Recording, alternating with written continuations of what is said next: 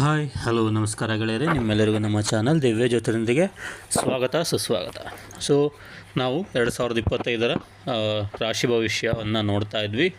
ಈ ವರ್ಷ ಹೇಗಿದೆ ಅನ್ನುವಂಥದ್ದನ್ನು ತಿಳ್ಕೊಳ್ತಾ ಇದ್ವಿ. ಇವತ್ತಿನ ಈ ವಿಡಿಯೋದಲ್ಲಿ ನಾವು ಮಿಥುನ ರಾಶಿಯ ಬಗ್ಗೆ ತಿಳ್ಕೊಳ್ಳೋಣ. ಮಿಥುನ ರಾಶಿ ವರ್ಷ ಭವಿಷ್ಯ ಏನು ಹೇಳುತ್ತೆ ಅನ್ನುವಂಥದ್ದನ್ನು ನೋಡೋಣ. ಈ ವರ್ಷ ಮಿಥುನ ರಾಶಿಯವರಿಗೆ ಅಷ್ಟೆಲ್ಲ ಲಾಭಗಳು ಕಂಡು ಬರ್ತಾ ಇಲ್ಲ.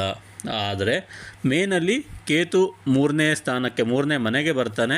ಆ ಒಂದು ಬದಲಾವಣೆ, ರಾಶಿಯ ಬದಲಾವಣೆ ನಿಮಗೆ ಹಣದ ಶಕ್ತಿಯನ್ನು ಮತ್ತು ನಿಮ್ಮ ದೈಹಿಕ ಶಕ್ತಿಯನ್ನು ಅಥವಾ ಮಾನಸಿಕ ಶಕ್ತಿಯನ್ನು ಹೆಚ್ಚು ಮಾಡ್ಬೋದು. ಯಾಕೆಂದರೆ ಹಣ ಬಂದಾಗ ಸ್ವಲ್ಪ ನಮಗೆ ಮಾನಸಿಕವಾಗಿ ಶಕ್ತಿ ಕಂಡು ಬರುವಂಥದ್ದು.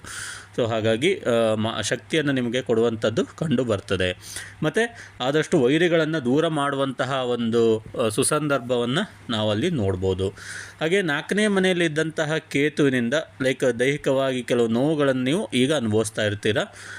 ಕಾಲು ನೋವು ಇರ್ಬೋದು, ಮಂಡಿ ನೋವು ಇರ್ಬೋದು. ಇಂತಹ ತೊಂದರೆಗಳು ಮೇಯಿಂದ ಪರಿಹಾರ ಆಗುವಂಥದ್ದು ಕಂಡು ಬರ್ತದೆ. ಅಂದರೆ ಸ್ವಲ್ಪ ಕಡಿಮೆ ಆಗ್ತಾ ಬರುವಂತಹದ್ದು ಕಂಡು ಬರ್ತದೆ. ಇನ್ನು 10ನೇ ಮನೆಗೆ ಶನಿಯ ಪ್ರವೇಶ ಮಾಡುವಂಥದ್ದು. ಈ ರಾಶಿಗೆ ಗುರುವಿನ ಪ್ರವೇಶ ನಿಮಗೆ ಅಷ್ಟು ಪ್ರಯೋಜನ ಇಲ್ಲ ಅನ್ನುವಂಥದ್ದು ಹೇಳ್ಬೋದು. ಯಾಕೆಂದರೆ ಶನಿ ಮತ್ತು ಗುರು ಒಟ್ಟಿಗೆ ಇದ್ದದ್ರೂ ಕೂಡ ನಿಮಗೆ ಅಷ್ಟು ಪ್ರಯೋಜನವನ್ನು ಕೊಡೋದಿಲ್ಲ, ಸ್ವಲ್ಪ ತೊಂದರೆಯನ್ನು ನೀಡುವಂಥದ್ದು ಅಂತ ಹೇಳ್ಬೋದು. ಈ ಒಂದು ವರ್ಷದಲ್ಲಿ ನಿಮಗೆ 2025ರಲ್ಲಿ ಕೇತುವಿನ ಹೊರತು ಬೇರೆ ಯಾವ ಗ್ರಹಗಳು ಅಷ್ಟು ಒಳ್ಳೆಯ ಜಾಗದಲ್ಲಿ ಇಲ್ಲ ಅಂತ ಹೇಳ್ಬೋದು. ಹಾಗಾಗಿ ಕೇತು ಒಬ್ಬನೇ ನಿಮಗೆ ಒಳ್ಳೆಯ ಹಿತೈಷಿ ಅಂತ ನಾವು ಹೇಳ್ಬೋದು.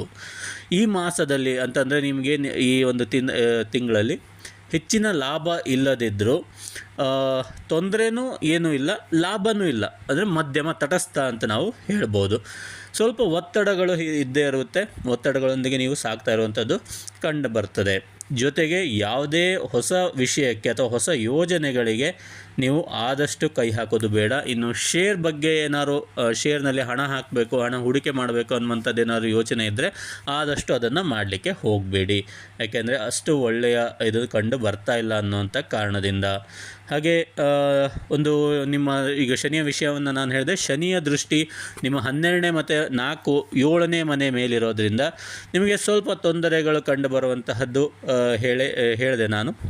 ಅದನ್ನು ಸ್ವಲ್ಪ ಯೋಚನೆ ಮಾಡಿ ನೋಡಿ. ಮತ್ತು 10ನೇ ಮನೆಯಲ್ಲಿ ಶನಿ ಸಂಚಾರದಿಂದ ಕೆಲಸ ವ್ಯಾಪಾರದಲ್ಲಿ ಪ್ರಗತಿ ಕೂಡ ಕಂಡು ಬರ್ತದೆ. ಸ್ವಲ್ಪ ಒಂದು ಒಳ್ಳೆಯ ವಿಷಯ ಅಂತಲೂ ಹೇಳ್ಬೋದು.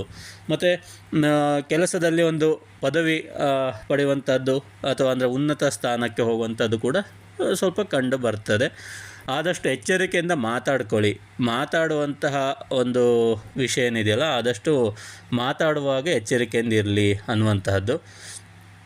ಹಾಗೆ ಹಣಕಾಸಿನ ತೊಂದರೆ ನಂತರ ಸ್ವಲ್ಪ ಸರಿಯಾಗ್ಬೋದು ಅಂತ ಹೇಳೋದ್ರಿಂದ ಇನ್ನು ಅದೆಲ್ಲದೂ ನಿಮಗೆ ಒಳ್ಳೆಯದಾಗಿದೆ ಅಂತ ಹೇಳ್ತೇನೆ.